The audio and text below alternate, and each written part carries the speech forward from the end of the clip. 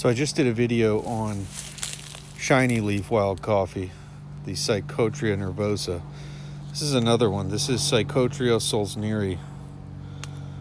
This is the velvet leaf wild coffee. If you look at the leaves side by side with a shiny leaf wild coffee, you'll see this one has more of like a satin look to it. Plant's very similar. It occurs side by side in nature. This one occurs generally in wetter habitats. It is not nearly as drought tolerant as the Psychotria nervosa, nor is it seems a little bit more prone to like some fungal diseases on the leaves and stuff. But it blooms similar time of year. The fruit are smaller, and in my landscape the fruit aren't quite as abundant, but I'm pretty dry here. I have a dry habitat, to be sure. So I have a lot of it mixed in here. I have a lot more of the Psychotria nervosa, to be sure. However, I do have some of this. The Psychotria Sulzneri ends up a little bit less. It kind of has a little bit more of a spindly, tall growth habit, but I really like the foliage. I think it looks really cool.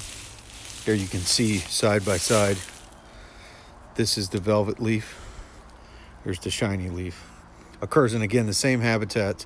This one is more common you don't find it north of, say, like Pasco County here on, west central Florida.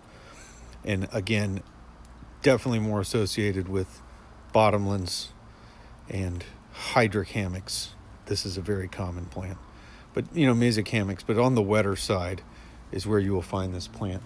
You'll find it a lot in hammocks like Mayaca River State Park, and those kind of wet live oak cabbage palm hammocks. You'll find this very abundantly in the understory.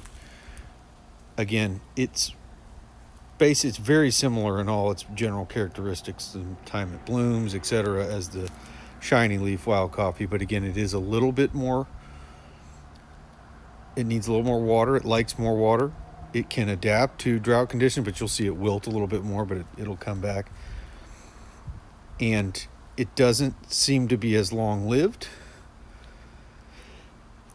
And I don't think it's quite as cold tolerant as the nervosa is.